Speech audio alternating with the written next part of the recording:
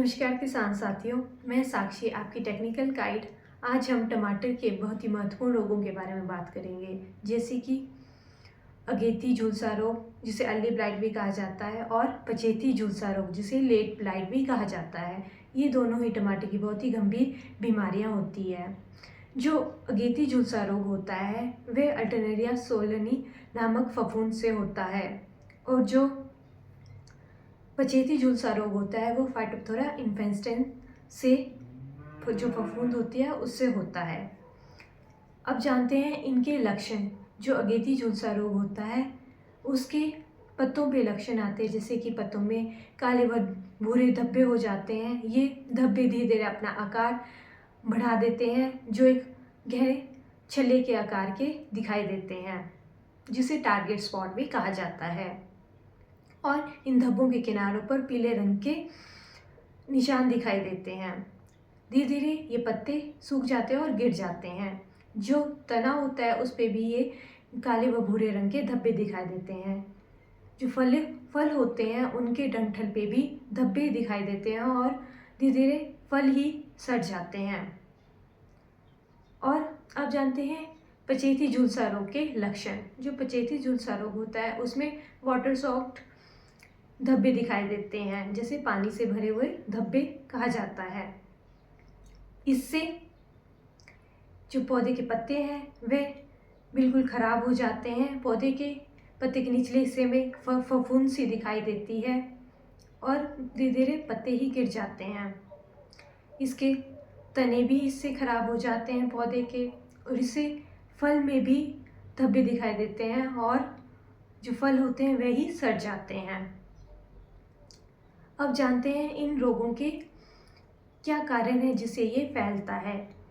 अधिक तापमान और अधिक पौधे का घनत्व, ओवरहेड इरिगेशन जिसे स्प्रिंकलर इरिगेशन भी कहा जाता है, और अधिक गंदगी पौधों के आसपास होना, उचित साफ सफाई न होना, अधिक नमी व बारिश होना, इससे भी ये फफूंद फैलती है और पौधों को खराब करती है। अब जानते हैं इसके नियंत्रण के बारे में। इसके सांसरिक नियंत्रण है, जैसे कि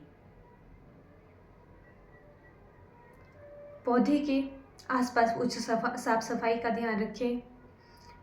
उसमें कोई भी जो रोगामुक्त पौधे का ही उपयोग करें। खराब पौधे को निकाल के नष्ट कर दें। अधिक सिंचाई ना करें। हो सके तो ओवरहेड इरिगेशन का उपयोग कम ही करें।